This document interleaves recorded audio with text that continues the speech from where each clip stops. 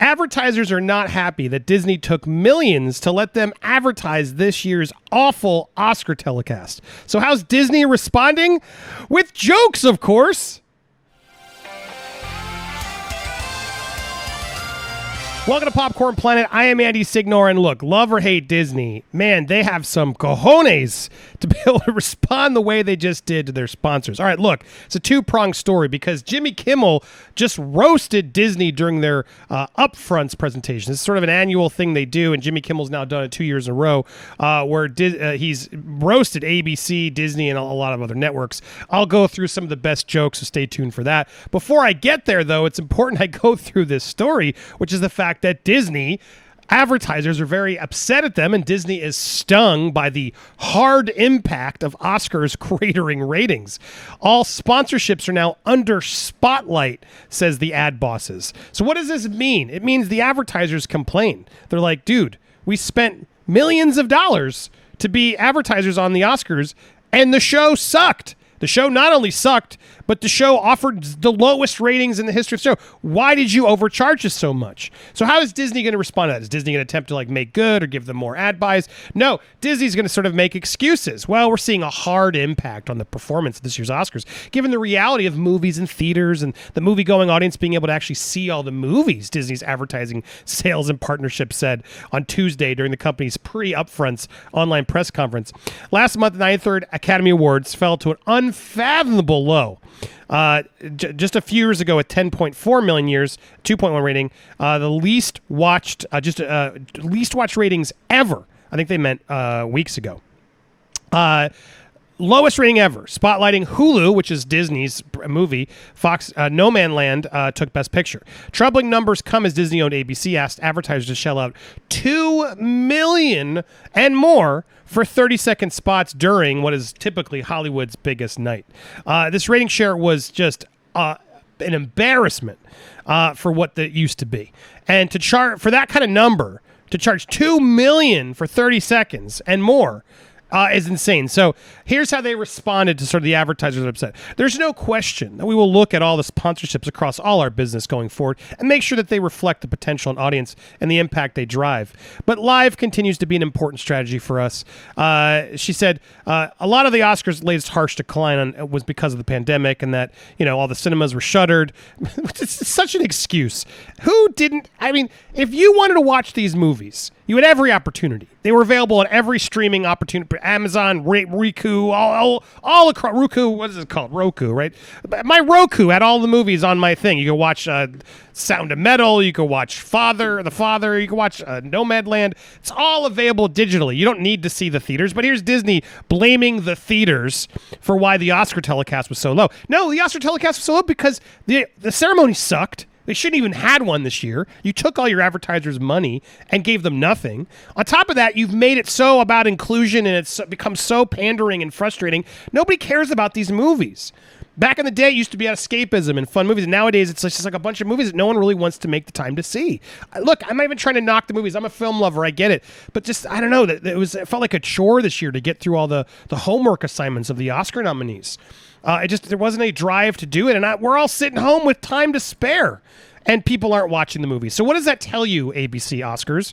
You just are so clueless to the fact that nobody wants to watch these shows anymore. Not because they didn't see the movies in the theaters, but because the shows suck and the nominations aren't fun anymore. And let's be honest, this was just a bad year to throw in Oscars. They should have taken a break. They've taken a break on award shows during when writer strikes and stuff have happened, and they've done press releases instead. This was a year they should have done that as well. Or they should have done some sort of celebration about movies, or maybe a best of the decade, or a reunions of movies of the past. There's so many things the Academy could have put together as a big Hollywood affair to celebrate the movies and help the theaters. But no, instead, they're blaming the theaters after taking so many millions of dollars from advertising. I mean, the balls on Disney, it's unfathomable. So anyway, the harsh decline of the pandemic and everything, the cinemas shuttered. It was part of the reason that this was a failed show, is what they said. They want to paint 2021 as a situation as an exception, not the norm. Being at the Oscars, being on the red carpet, and having all that come back with a tremendous opportunity to get fans and some clients back together again to see the best in film entertainment. So we're looking forward to the Oscars. So they're spinning this in a way to sort of skirt the blame for taking all this money, which, let's be honest, they should have given them more ads. They should have been like, look, you overpaid. We did not deliver to the extent we were supposed to deliver. We promised you more ratings. You didn't get them. Let's be fair. Let's give you some ad placements in some of our other shows here. We're going to make good on this, okay? No, they don't give a crap.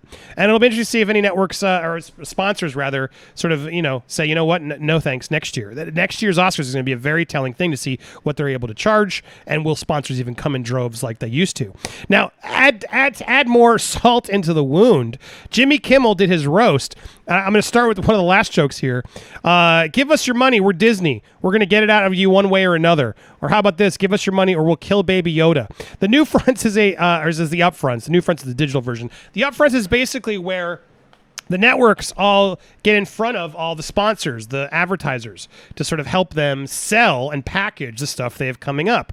And so Jimmy Kimmel does this roast for them where they make fun of sort of stuff. I want to go through some of these jokes because, again, rather than actually help some of these advertisers that are burned from the Oscar telecast, what's Disney doing? They're making jokes. They're roasting themselves going, ha, yeah, we take everybody's money. We're Disney, whatever. Give me another $100 bill to light this cigar. Oh, yeah, so funny. But hey, theme park employees, we had to let you go all summer. But hey, we got our bonuses. Woo, woo, woo. Oh, it's sickening. All right. Well, anyway, being the most, let me read you some of these funny jokes. Some of them were actually kind of funny to see him do in front of everybody. All right. So we're here to tell you what our plan to avoid extinction is. These are Jimmy Kimmel's roast jokes on ABC. More people contracted blood clots from Johnson & Johnson than are currently watching network TV. I mean, yeah. Things are so desperate, we've had to resort to doing the right thing. Inclusion. We want ABC, Disney, FX, Hulu, Freeform, ESPN, and Nat Geo to be a safe space where anyone, no matter what their racial or ethnic background, their gender or sexual orientation, we want our platforms to be a place where everyone can bring their stories to die. That's funny. And what do you do when you want to bring more people of color under your tent? Well, you sign a long-term deal with the NHL. White people on ice. After 17 years, the NHL is back on ABC and ESPN. At long last, America's fourth favorite sport returns to its fifth favorite network. Ouch. You were told ABC is number one, which is a bunch of number two. When sports programming is excluded from the ratings, ABC is at or near the top of the heap. And if you exclude all the murders, John Wayne Gacy was a world-class party clown. Here at ABC, we have two kinds of shows. Canceled, and I didn't know that was still on. The good news is we have some very funny new shows. The bad news is they're dramas. I like this one. Wonder Years is back. Our programming strategy is like an old person with a computer that's not working. Jesus. Shut it down and hope it reboots. This version of the Wonder Years follows a middle-class black family in the late 1960s. And if you don't buy ads on it, we're going to tell everyone that you're racist. I mean, that's funny. That one's funny, too. Speaking of racist, CBS is once again calling themselves the most watched network. Being the most watched network is like being the best-selling fax machine.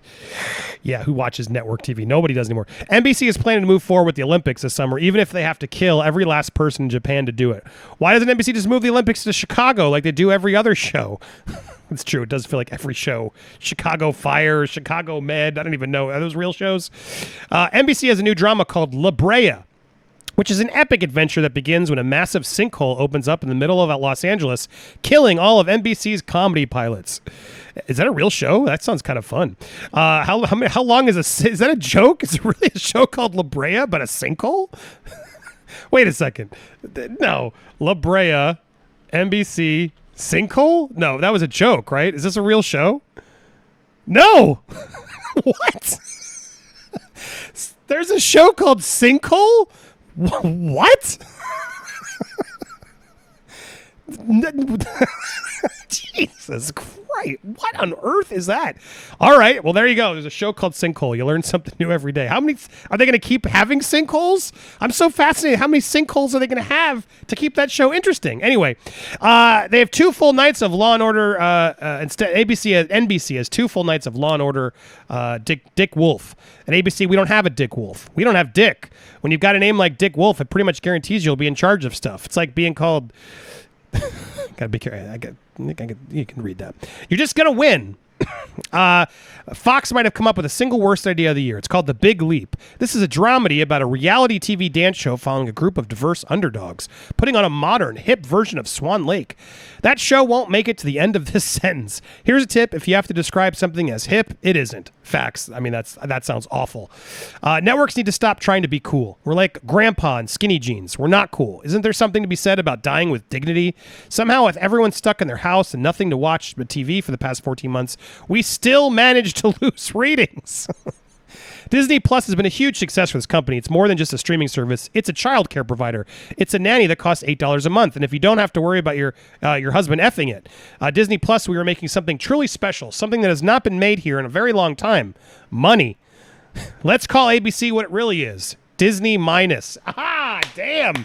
Disney minus. That really is ABC. Do you guys watch ABC? I bet you don't. Amazon Prime. These MFers at Amazon, they're spending $465 million on one season of Lord of the Rings. $465 million for a season. Usually they get that kind of money from Jeff Bezos. You have to divorce him. You know how much we spent on The Bachelor last year?